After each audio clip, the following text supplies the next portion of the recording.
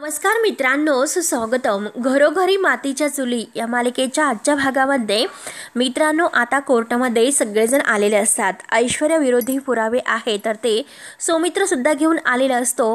तेव्हा आता जज मॅडम आल्यानंतर आता जज मॅडम विचारतात की हे बघा सौमित्र रणदिवे, आता तुम्ही काही पुरावे कोर्टामध्ये ऐश्वर्या रणदिवे यांच्या विरुद्ध सादर करणार होते. तेव्हा आता सौमित्र म्हणतो की हो, पुरावे तर मी आणलेले आहे मिलॉर्ड. मागच्या वेळेस मात्र ते पुरावे मी तुम्हाला देण्याचं कबूल केले होते, परंतु ते पुरावे मी देऊ शकले नाही कारण ते पुरावे माझ्याकडून चोरण्याचा प्रयत्न केला गेला होता. पण असो, हे बघा आज मात्र ते पुरावे मी आणलेले आहेत आणि हेच ते पुरावे आहे, म्हणून ते पुरावे आता जजच्या हातात दिले जातात.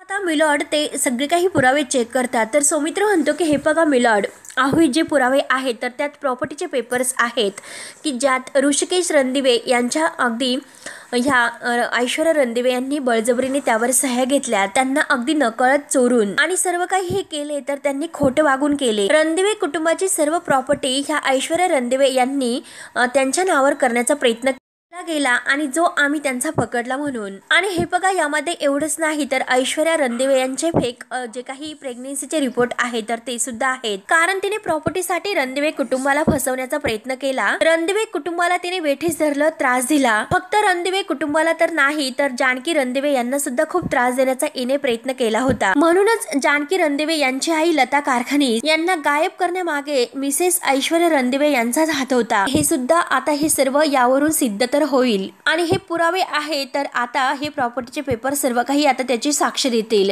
आणि हे बघा मिलॉर्ड साहेब, या ऐश्वर्या रणदिवे आहेत ना, त्या घरामध्ये असताना मात्र त्या कुटुंबाला कोणकोणत्या अगदी दिव्यातून जावे लागले हे त्या कुटुंबालाच माहिती आहे. काय त्रास ह्या ऐश्वर्या रणदिवे यांनी त्या कुटुंबाला दिला. पदोपदी मात्र रणदिवे कुटुंबाला ह्या ऐश्वर्या रणदिवे यांनी त्रास दिलेला आहे, यातना दिलेल्या आहेत. याची शिक्षा मात्र आज ऐश्वर्या रणदिवे यांना व्हायलाच हवी. आणि हे बघा मी कोर्टाला विनंती करतो की मिसेस जे ऐश्वर्या रणदिवे आहे तर यांना पोलीस कस्टडी देण्यात यावी, म्हणून त्यांची चौकशी करावी आणि त्यांना योग्य ती शिक्षा द्यावी. आता ऐश्वर्या अगदी ऐकून घेत असते. तेव्हा आता सौमित्रचं बोलून झाल्यानंतर आता जज आहे तर ते आता ॲडव्होकेट धर्माधिकारी यांना काही अगदी सांगायचं आहे का विचारतात.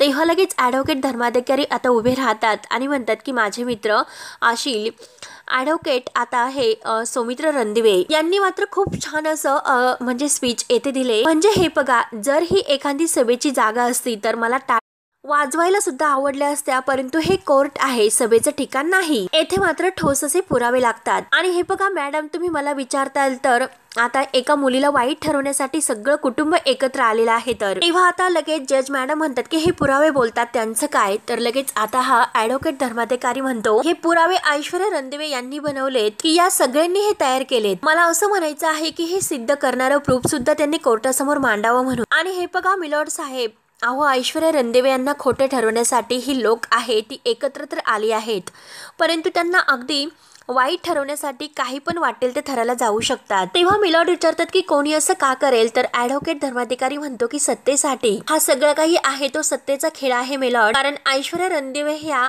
जेव्हा घरात येण्या अगोदर जानकी रणदिवे यांची सत्ता होती तर, परंतु त्यांच्या सत्तेला आव्हान देणारी मुलगी जेव्हा घरात आली तेव्हा मात्र जानकी रणदिवे यांना ते सहन झालं नाही. सगळं चित्र बदलायला सुरुवात झाली, म्हणून त्यांनी ऐश्वर्या विरोधी घरातील सगळ्यांना भडकवण्याचा प्रयत्न केला. इतकं घरातील लोकांना भडकवून ठेवले की सगळेजण एका बाजूने झालेत आणि जे काही ऐश्वर्या रणदिवे आहे आणि त्यांनी एकत्र येऊन ह्या ऐश्वर्याला घराच्या बाहेर काढण्यासाठी प्लॅनिंग सुद्धा केले. आणि त्यात म्हणजे सारंग रणदिवे मेला अशी अफवा सुद्धा पसरवली. आणि दुर्दैव म्हणजे सारंग रणदिवे यांनी सुद्धा त्यांना साथ दिली आणि हे सिद्ध केले की त्या विधवा आहेत आणि त्यांचा नवरा मेला म्हणून. आणि एवढंच नाही तर ऐश्वर्याने ऋषिकेशच्या लग्नाला सुद्धा जानकीने होकार दिला.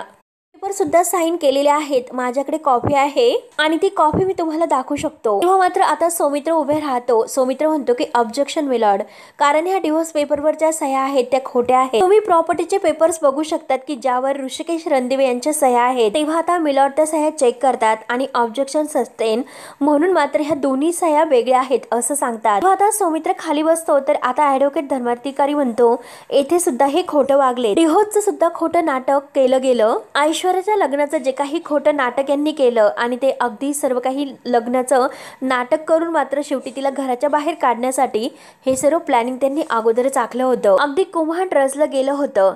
तेव्हा आता जानकी सगळ्यांच्या समोर ॲडव्होकेट धर्माधिकारी यांना विचारते, कसलं कुम्हाड? तुम्ही स्पष्ट खोटं बोलतात, कारण असं काही घडलेलं नाही. सगळेजण खोटं बोलतात आणि हे बघा सौमित्र भाऊजी, अहो हे सगळेजण खोटं बोलतात. तेव्हा मात्र आता लगेच जज साहेब म्हणतात की हे बघा ऑर्डर ऑर्डर, आणि हे बघा मिसेस जानकी रणदिवे, तुम्ही मध्ये बोलू नका, शांत राहा. तेव्हा सौमित्रा आणि अवंतिका मात्र जानकीला शांत राहायला सांगतात. तेव्हा आता जानकी म्हणते की सॉरी आणि हे जज साहेब मला माफ करा. तेव्हा आता ॲडव्होकेट जो धर्माधिकारी आहे तर तो म्हणतो की हे बघा मिलॉर्ड, या सगळ्याची सुरुवात झाली की आता जानकी रणदिवे आहे ना, तर त्यांना ऐश्वर्या रणदिवे यांचा बदला घ्यायचा होता. मुळातच म्हणजे रणदिवे घराचं जे काही स्ट्रक्चर आहे ना त्यातच प्रॉब्लेम आहे.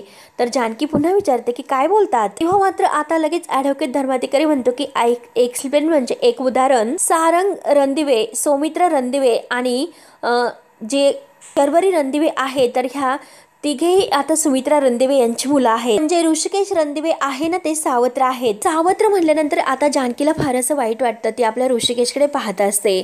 तेव्हा आता ॲडव्होकेट जो धर्माधिकारी आहे तो पुन्हा आता वाटेल तसे आरोप ह्या रणदिव्यांच्या घरावर करायला सुरुवात करतो.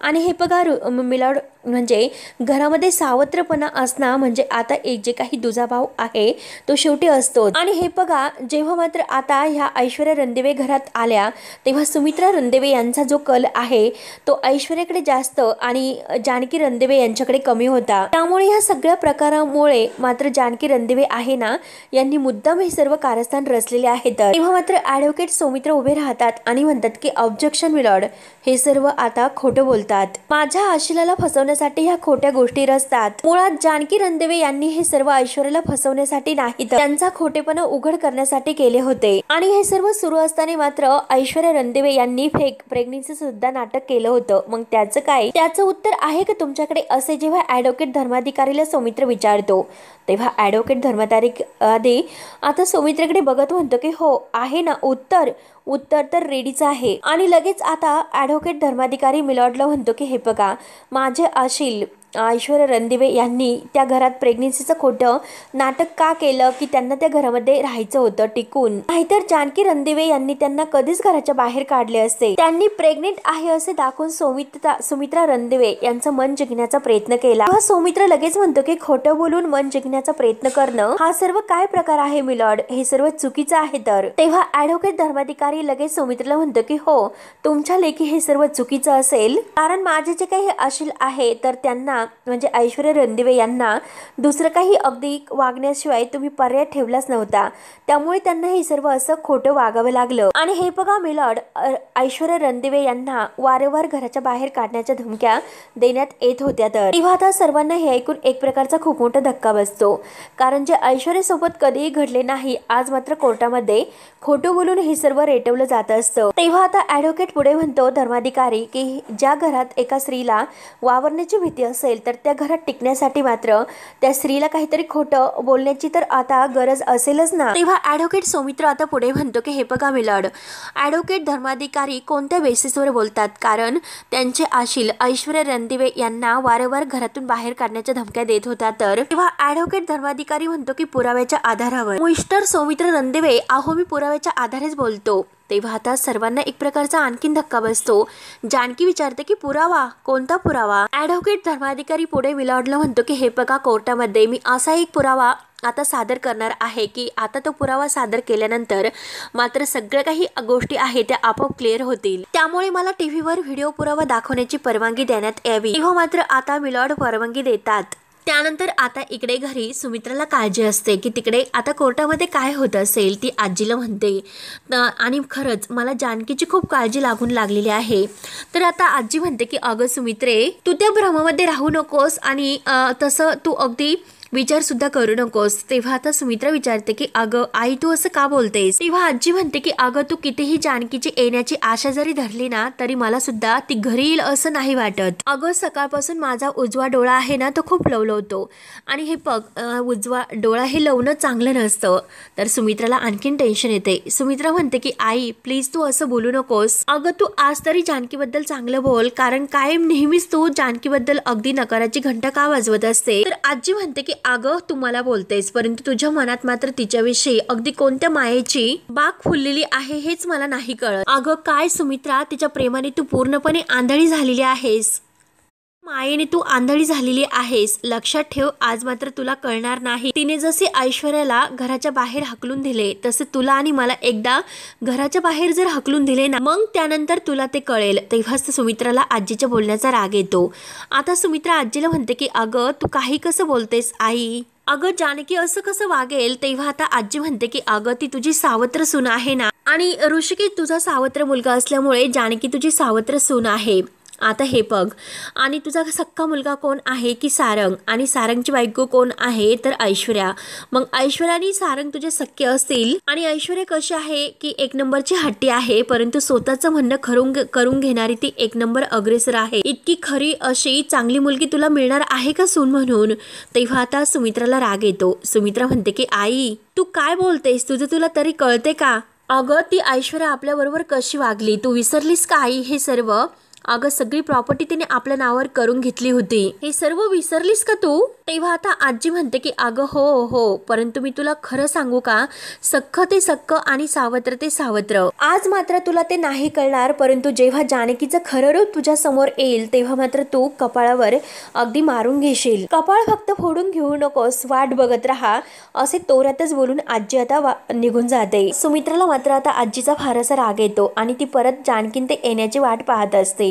त्यानंतर मात्र आता इकडे कोर्टामध्ये मात्र ॲडव्होकेट धर्माधिकारी, आता जो काही तो मोबाईलमध्ये व्हिडिओ आहे ऐश्वर्याला लग्नाच्या दिवशी अगदी मारून जानकीने कसं घराच्या बाहेर काढले, तो व्हिडिओ मात्र आता इथे वेगळ्या पद्धतीने दाखवण्यात येतो. आणि हा व्हिडिओ बघितल्यानंतर आता मिलॉर्ड तुम्हाला कळेल की एका घरामध्ये सासरची मंडळी एका म्हणजे महिलेवर कसा अत्याचार करतात, ते त्यांना एकटं पाडून घराच्या बाहेर कसं काढतात, आणि हे सर्व करत असताना तिला अगदी घरातून मारहाण करून बाहेर काढले जाते. आणि तेव्हा मात्र आता लग्नाच्या दिवशी ऐश्वर्याला जानकीने घराच्या बाहेर कसे मारून काढले होते, तो व्हिडिओ आता दाखवण्यात येतो. आता हा व्हिडिओ बघितल्यानंतर आता सर्वांचे जे काही आहे तर ते मात्र अगदी बघण्याचं लक्षच बदलते. ऐश्वर्याची चूक मात्र बाजूला असते, परंतु आता जे ऐश्वर्यावर अत्याचार केले गेले त्याचं खोटा पुरावा इथे सिद्ध करण्यात येतो. तेव्हा मात्र हा सर्व व्हिडिओ बघितल्यानंतर आता मिलॉर्ड विचारतात की सौमित्र रणदिवे हा सगळा काय प्रकार आहे. तर ॲडव्होकेट आता धर्माधिकारी म्हणतो की मी तुम्हाला सांगतो, फक्त मला ऐश्वर्या रणदिवे यांना विटनेस बॉक्समध्ये बोलवण्याची परवानगी द्यावी. मिलॉर्ड आता लगेच परवानगी देतात. तर ॲडव्होकेट धर्माधिकारी थँक्यू मॅडम असे म्हणून आता ऐश्वर्या रणदिवे यांना अगदी आता कोर्टामध्ये बोलावलं जातं, म्हणजे विटनेस बॉक्समध्ये. तेव्हा मात्र आता ॲडव्होकेट धर्माधिकारी ऐश्वर्याला विचारतो की म्हणजे हे बघा, मी समजू शकतो की हा व्हिडिओ बघताना तुम्हाला किती त्रास होत असेल ते, पण मला सांगा की हे सगळं काही खरं तुमच्या सोबत घडलं होतं का, म्हणजे तुमच्या तोंडून कोर्टाला ही गोष्ट सांगावी. तेव्हा लगेच आता ऐश्वर्या रडण्याचं नाटक करते आणि आता रडण्याचं नाटक करून अगदी सच्चेपणाचा आव आणत असते की हो हे खरं आहे की या लोकांनी मला खूप असे मारले आणि मला घराच्या बाहेर काढण्यासाठी त्यांनी अगदी मारत झोडत बाहेर घराच्या काढले, आणि त्या दिवशी मात्र जे काही त्यांनी मला मारले आणि त्याचे व्रण हे अजूनपर्यंत माझ्या मनावर तर आहेच आहे. आणि हे बघा जज साहेब, तुम्ही स्वतः आता व्हिडिओमध्ये बघितलं की ह्या रणदिवे कुटुंबानी कसं माझा मारत मारत छळ करून मला घराच्या बाहेर काढले. त्यामुळे ह्या सगळ्या रणदिवे कुटुंबाच्या विरोधात मी आता केस ठोकते, मी सुद्धा त्यांच्यावर केस करत आहे. तर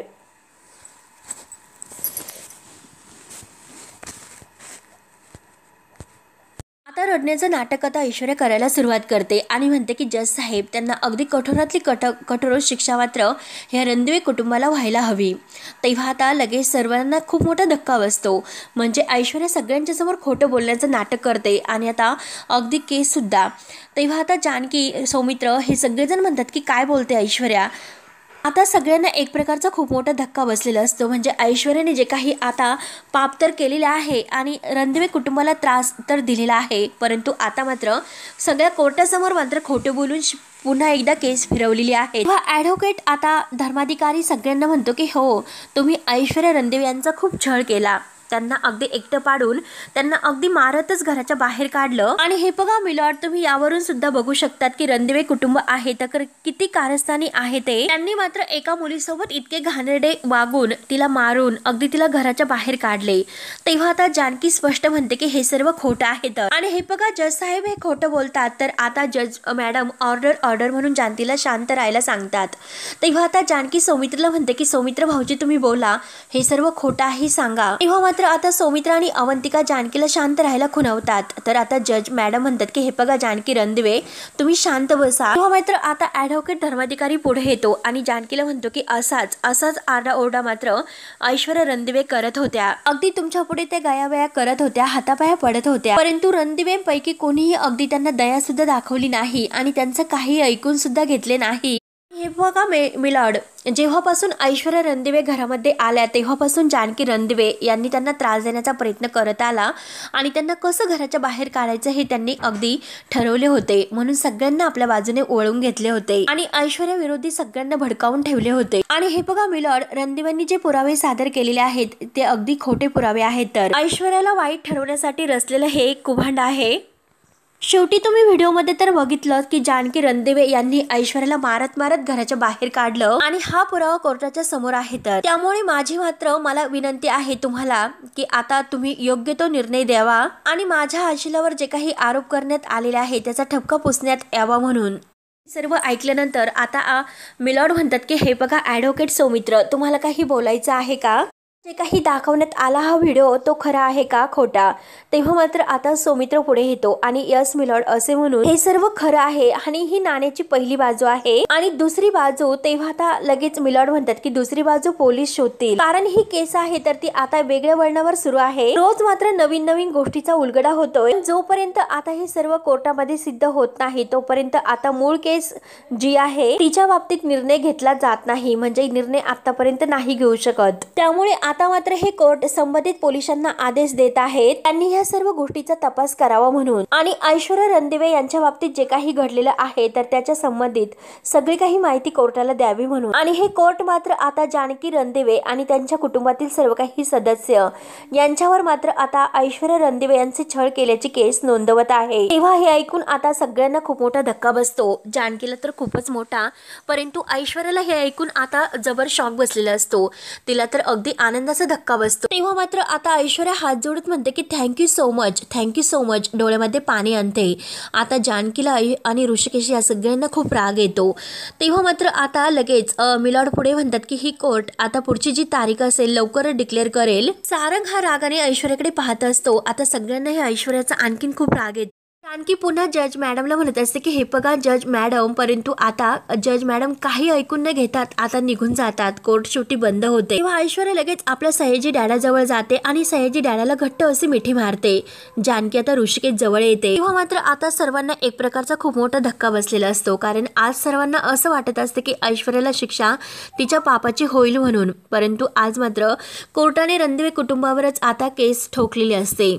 त्यानंतर आता इकडे लताबाई आणि माया ह्या पूर्णपणे वैतागून जातात। लताबाई आता ओरडतच म्हणत असते की आम्हाला एक गोष्ट कळत नाही की या माणसाने आम्हाला का इथे बांधून ठेवलेला आहे, नक्की याचा हेतू काय आहे? तेव्हा माया म्हणते की हो ना, अहो काकू नुसतं याने आपल्याला खेळवत ठेवलेला आहे तर, परंतु हे बघा आपण जर येथून बाहेर पडावा असा कोणता चान्स सुद्धा त्याने ठेवलेला नाही, तर फक्त आपल्याला एक संधी येथून बाहेर पडण्याची मिळायला हवी। आणि तेवढ्यात मात्र आता मास्कमॅन हसतच तेथे येतो आणि आता पिस्तूल रोखत म्हणतो की संधी हवी आहे का बाहेर पडण्याची? आणि ठीक आहे, तुम्हाला येथून बाहेर पडण्याची संधी तर मी नक्की देणार आहे। मी एक काम करतो, कायमची तुम्हाला सुट्टीच देतो। तेव्हा लताबाई आणि माया खूप घाबरतात। तर आता मास्कमॅन हसून विचारतो की काय झाले, घाबरलात की काय? आणि घाबरू नका, हे जे काही आहे ते सगळं काही छान आता सेलिब्रेट करा, कारण खरंच मी तुम्हाला सुट्टी देणार आहे तर। आणि लताबाई तुम्हीच सांगा की मी तुमच्यासाठी काय करावं अशी तुमची इच्छा आहे तर। तेव्हा लताबाई रागाने म्हणते की बास कर तुझी ही नाटकं, आणि काय रे तू आमच्यासोबत ही खेळ का खेळतोस? एकदाच आम्हाला संपून तरी टाक, आणि का आम्हाला संधी देण्याची भाषा करतोस? तेव्हा आता मास्कमॅन म्हणतो की एकच तुझ्याबद्दल ही गोष्ट मला नाही आवडत, मी जरा नीट बोलायला लागलो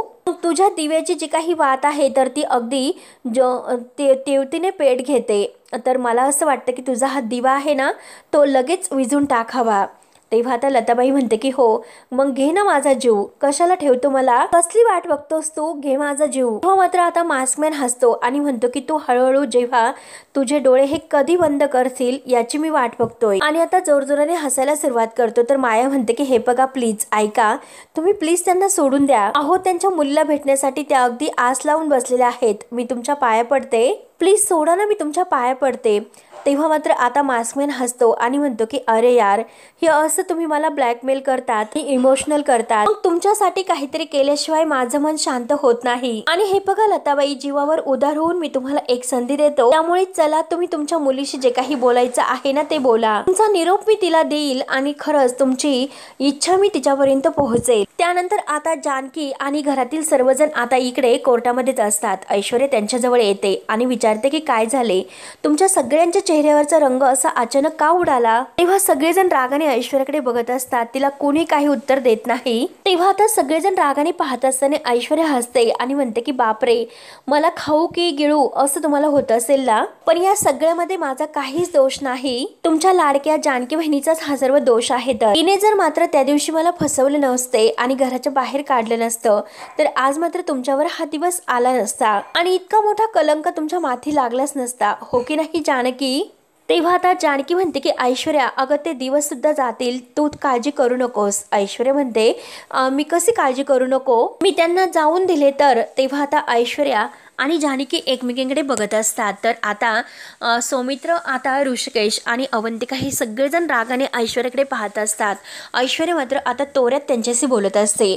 तर मित्रांनो, शेवटी हा भाग येथे संपतो. पुढील भागामध्ये ऐश्वर्या मात्र आता जानकीला म्हणते की मिळालेल्या साक्षी पुराव्यानुसार आता संपूर्ण आता हे रणदिवे कुटुंब आहे ना ते जेलची हवा खाणार. तर तेव्हा जानकी घाबरत नसते. जानकी म्हणते की अगं ऐश्वर्या, तुझा खोटारपणा बाहेर काढण्यासाठी मी तुरुंगात तर काय सुरुंग लावायला सुद्धा तयार आहे. त्यानंतर आता घरी आल्यानंतर मात्र आता सर्वांना हा प्रश्न पडतो. सारंग म्हणतो तो व्हिडिओ रेकॉर्ड कोणी केला.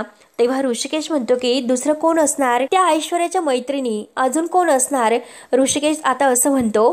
तेव्हा मात्र आता लगेच जानकी म्हणते की नाही, नक्की तो मास्कमॅन असू शकतो, त्यानेच हे सर्व केले असेल. त्यानंतर आता घरी आल्यानंतर सयाजी ऐश्वर्याला म्हणतो की हे बघ, त्या मास्कमॅनच्या जो काही मुखोट्या मागचा जो चेहरा आहे तो आपल्याला माहिती नाही, नक्की त्याचा हेतू काय आहे हे सुद्धा आपल्याला माहिती नाही. आणि आयुष्य, तू एक गोष्ट लक्षात घे, त्यात म्हणजे या सगळ्यामध्ये तो तुला सुद्धा अडकू शकतो. तेव्हा आता मित्रांनो, पुढे काय होईल हे बघण्यासाठी आपल्या चॅनलला नक्की सबस्क्राईब करत राहा. धन्यवाद.